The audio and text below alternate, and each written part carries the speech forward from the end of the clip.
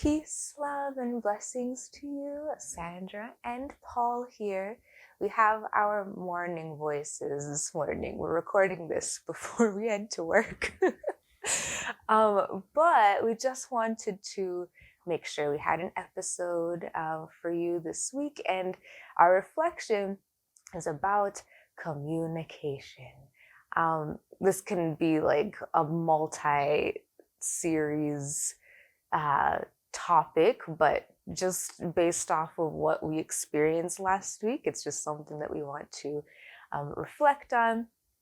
As we announced, we are expecting, and one thing that I have learned are my emotions and how crazy they can be at times, and how important it is for me to speak out what is happening, what's going on, so that I do not become a volcano and explode over one tiny thing. So one thing that I learned is, if there is anything that I have concern over, or there's something that has bothered me or frustrated me, I should say it then and there, so that if then at some point something minor like dishes being in the sink and I see the dishes and I'm like, there's so many dishes, and it's really not the dishes that's the problem. It's like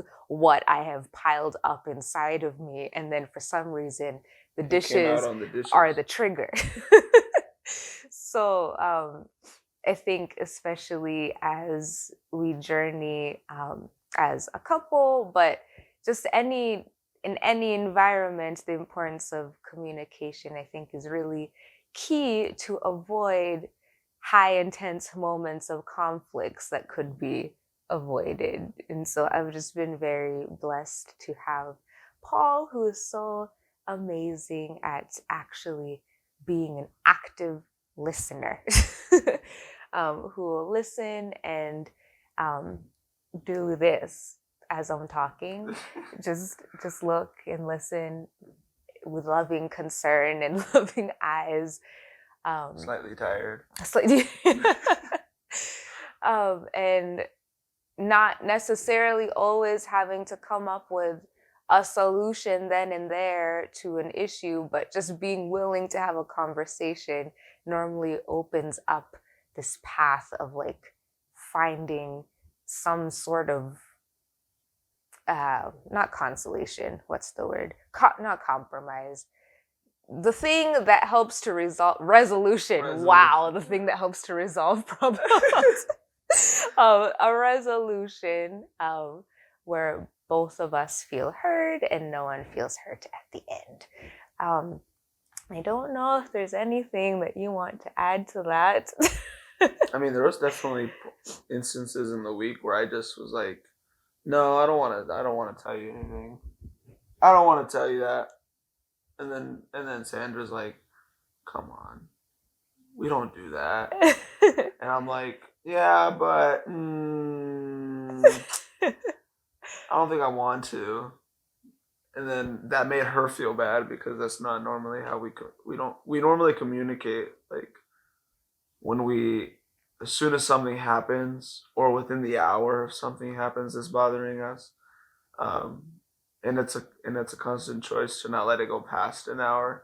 I mean, we're human. Sometimes it does. Sometimes we wait the whole day before we say something. But what matters is that we try to go out to bed at least at the very end, to go to bed happy and releasing our emotions or what we felt for that day. So, and there's definitely moments where I didn't decide to tell you anything, and then afterwards you were like, just tell me. Not like that, but I'm saying, yeah. And then I do. Yeah, and I think especially when you, like, if you're close with someone, you know when something is up. Like, you know if something's bothering them. You can just tell by their face, by their mannerisms, by what they're doing. I learned that it's not a good thing to ignore it. Like, don't just say, oh, like, they're just in a mood, like, we'll leave them alone and let them be. I tried that, I think, last week, and it just resulted in this, like, prickly air between us to stay longer than necessary.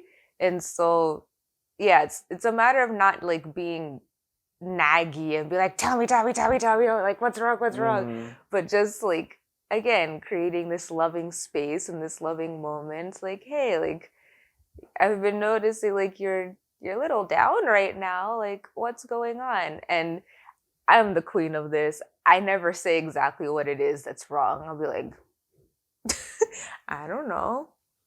And then nothing's wrong. No, you go, Oh. I don't know. I think maybe it's just because of that chair is like on the right side instead of the left side. And then she starts going on, and then the chair turns into the desk, and then the desk turns into the speaker, and then the speaker turns into the dishes, and then from there it's like, actually I think it's when you didn't help me wash the dishes. So it's like rolls upwards. It's like, oh my gosh, that's awesome. she starts slow, like little, and then afterwards, like as she gets more ideas, and then she's like, okay, now I feel comfortable enough to actually say what's wrong. I don't know. Maybe you do that subconsciously or consciously. I don't know. I didn't realize it took a whole journey to get to the real problem. Do a journey. You did that like 3 days ago. Oh yeah. Oh, that's so funny. But that's the thing about being an active listener, is that he is along for the journey, where he's probably listening. He's like, that's not it. But he's not sitting there trying to, like, push my buttons to get, like, hit the right combination to get the answer out. Like, he's allowing me to self-reflect and get to me realizing what the issue is and what the problem is. And he's not trying to also figure me out. Like, he's not saying, oh, actually, just, it's this though. Like, stop trying to say that it's this or this or this. Like, this is the issue. Like, that. That can just worsen the issue. First of all, if it's nowhere close or nowhere near, that'll just make things like worse. That'll start a whole other argument. Oh, you think that this? So yeah, I think that is definitely an awesome lesson that we learned, is just giving that space to each other to help each other self-reflect in those moments when we need to figure out what's going on. And generally, we reach the source. We reach the source, and I know that we need to get better at doing it, but we try to, like, then cover it in prayer. Now that once we've identified what it is, then especially if it's like realize it's like spiritually rooted, we will then try to say a prayer and be together on a unified front about it. And then, then we're back to our goofy selves. Yeah. Yeah. Well, I think that's going to be a short and sweet episode for today. Yeah. Okay. It's just communication and allowing the space for that communication to get to the juicy parts. Active listening. Yeah, active listening and communicating. Yes, and not trying to solve each other's emotional problems, but just to listen, and to not take so long to try and share what's going on, or else it just becomes a pileup, a bottleneck, and then you explode because of dishes. Because of dishes. Well, thank you so much for listening.